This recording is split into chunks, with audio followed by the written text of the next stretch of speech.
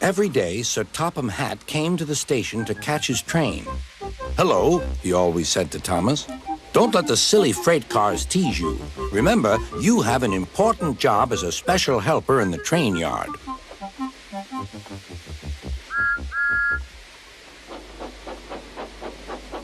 There were lots of freight cars, and Thomas worked very hard pushing and pulling them into place. There was also a small coach and two strange things his driver called cranes. "That's the breakdown train," he told Thomas.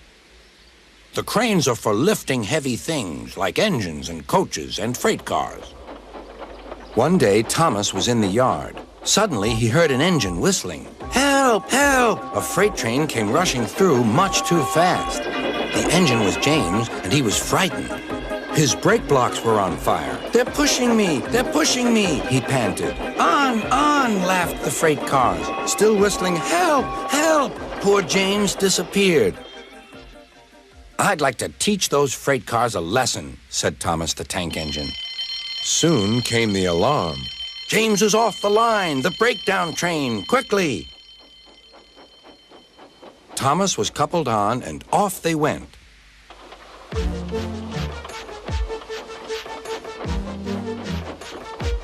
Thomas worked his hardest. "Hurry, hurry, hurry," he puffed.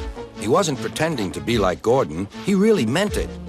"Bother those freight cars and their tricks. I hope poor James isn't hurt."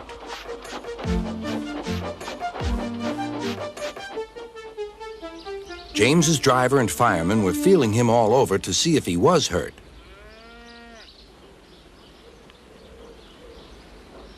"Never mind, James," they said. "It was those silly freight cars and your old wooden brakes that caused the accident." Thomas pushed the breakdown train alongside. Then he pulled away the unhurt freight cars. "Oh dear, oh dear," they groaned. "Serves you right, serves you right," puffed Thomas. He was hard at work, puffing backwards and forwards all afternoon. "This'll teach you a lesson, this'll teach you a lesson," he told the freight cars. And they answered, "Yes, it will, yes, it will." They left the broken cars. Then, with two cranes, they put James back on the rails.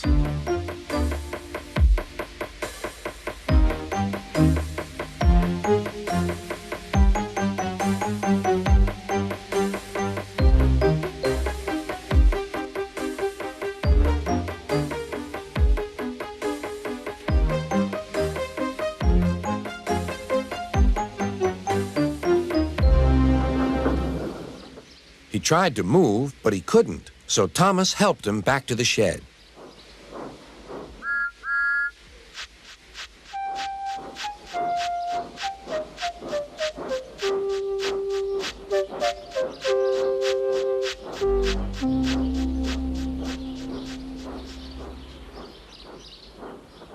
Sir Topham Hatt was waiting anxiously for them.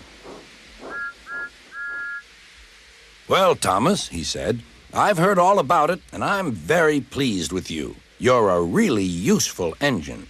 James shall have some proper brakes and a new coat of paint, and you shall have a branch line all to yourself." "Oh, thank you, sir," said Thomas. Now Thomas is as happy as can be. He has a branch line and two coaches called Annie and Clarabelle. He puffs proudly backwards and forwards with them all day.